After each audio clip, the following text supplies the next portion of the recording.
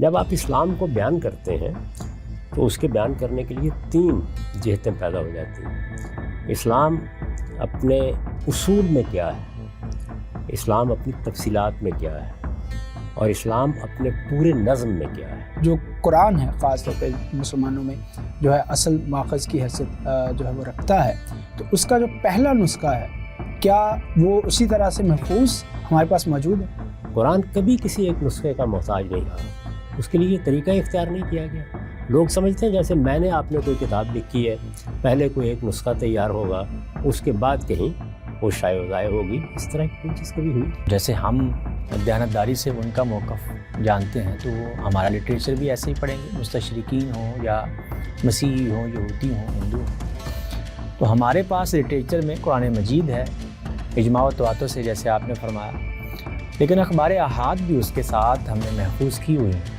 تو مسلمات کے مقابل میں جب اس طرح سے اخبار احاد آتی ہیں تو ان کے وقوع پر کوئی عقلی اعتراض نہیں کیا جا سکتا، ہوتا ہے۔ خاص طور پہ جو حروف مقطعات ہیں، ہم دیکھتے ہیں کہ اس کے بارے میں جو مبحث پایا جاتا ہے، تو وہ درمیان میں وہ کڑی کہاں رہ گئی ہے؟ انسان کو اللہ تعالیٰ نے بنائی ہے ایسے، یعنی وہ آسمان سے نازل نہیں ہوتا، وہ پیدا ہوگا، وہ بچپن کے مراحل سے گزرے گا، وہ شعور کو پہنچے گا، کچھ سیکھے گا، پھر صحیح و خطا کا ایک عمل شروع ہوتا ہے۔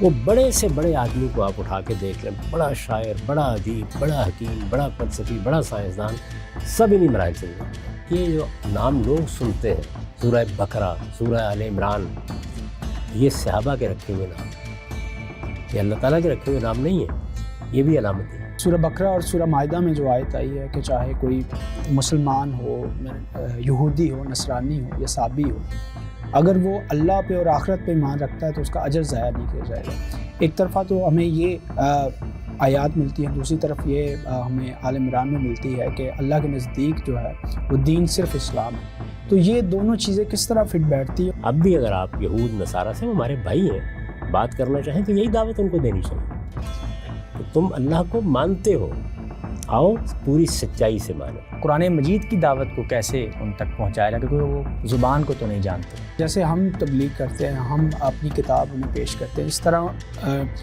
آگے سے وہ بھی اپنی کتاب، کوئی گیتا ہو، کوئی بائبل ہو، وہ پیش کرتے ہیں، تو اسے قبول کرنے میں بھی ہمیں یا ان کے دلائل سننے میں بھی ہمارا رویہ کیا ہونا چاہیے؟ الحاد جو ہے وہ اپنا بھی ایک کام، ایک قدم بڑھا رہا ہے، تو ان کو اب جب دین کی دعوت دی جائے گی، اب تو ہم مذہبی لوگوں کو دے سکتے ہیں، ان کو بھی قرآن مجید اسی طریقے سے دیا جائے گا اور اسی طرح اس کا تعارف کروایا جائے گا، یا ان سے کوئی الگ سے کوئی گفتگو؟ پرابلم خواہشات نفس سے پیدا ہوا ہے، پرابلم کسی پس منظر کے حادثے سے پیدا ہوا ہے، رد عمل کے کسی نفسیاتی مرحلے سے پیدا ہوا ہے، وہ واقعتاً کوئی علمی اور فکری اشکال ہے، اس کے پیچھے کوئی فلسفیانہ مباحث کا مطالعہ ہے، سائنسی مباحث کا مطالعہ ہے۔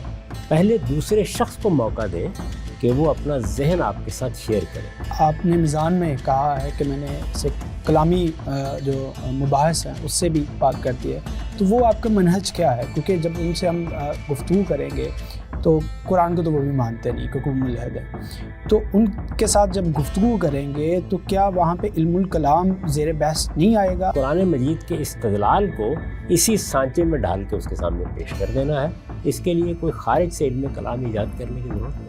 تو جیسے آپ نے کہا کہ اسی سانچے میں ڈال دینا، تو یہ علم الکلام نہیں بن جائے گا؟